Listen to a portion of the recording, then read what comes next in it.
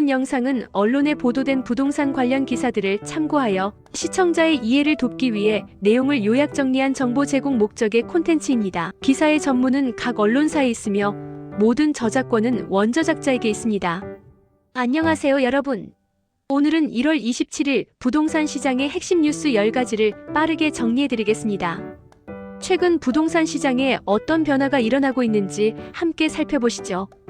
먼저 첫 번째 뉴스입니다. 이재명 대통령이 국무회의에서 다주택자 양도세 중과 폐지 방침을 재확인했습니다. 5월 9일 만료 예정인 양도세 중과 유예를 종료하겠다는 입장을 다시 한번 강조했는데요. 부동산에 집중된 자원 배분의 왜곡을 바로잡겠다는 의지를 밝혔습니다.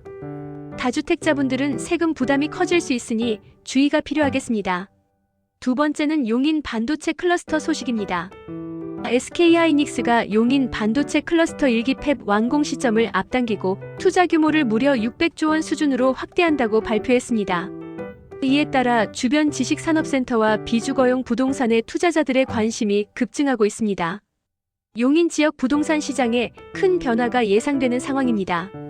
세 번째, 서울 아파트 전세 가율이 2년 8개월 만에 최저치를 기록했습니다. KB부동산 통계에 따르면 1월 서울 아파트 전세 가율이 50.92%로 떨어졌는데요. 특히 강남구, 송파구, 용산구를 포함한 9개 구는 역대 최저 전세 가율을 경신했습니다. 전세 가격 대비 매매 가격이 크게 올랐다는 의미로 전세 수요자에게는 부담이 되는 상황입니다. 네 번째 뉴스입니다. 과천과 분당 아파트값이 1년 사이 20% 넘게 급등했습니다. 2025년 한 해 동안 과천은 20.67%, 분당은 20.56%의 상승률을 기록했는데요.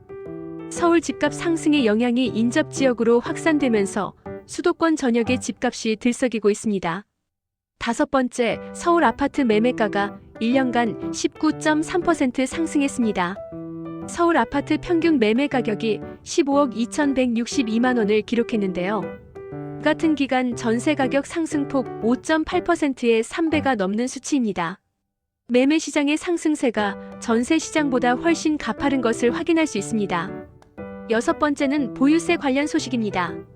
만약 공정시장 가액 비율이 현행 60%에서 80%로 상향될 경우 반포와 잠실 등 핵심 지역 1주택자의 보유세가 최대 700만 원 이상 증가할 것으로 분석됐습니다. 1주택자에게도 상당한 세 부담이 될 수 있어 정책 변화를 주시할 필요가 있습니다. 일곱 번째, 2026년 국토부 예산이 역대 최대 규모로 편성됐습니다.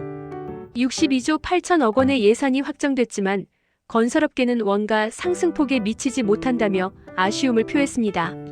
자재비와 인건비 상승을 고려하면 더 많은 예산이 필요하다는 지적입니다. 여덟 번째 뉴스입니다.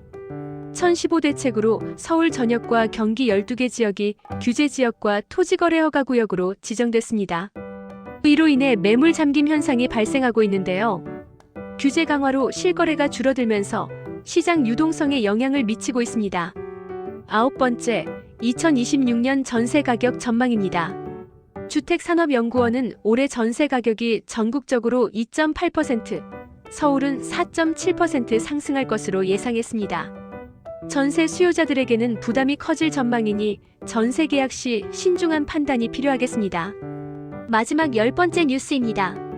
2026년 상반기 적용 건설업 평균 임금이 27만 9,988원으로 지난해 대비 0.4% 상승했습니다.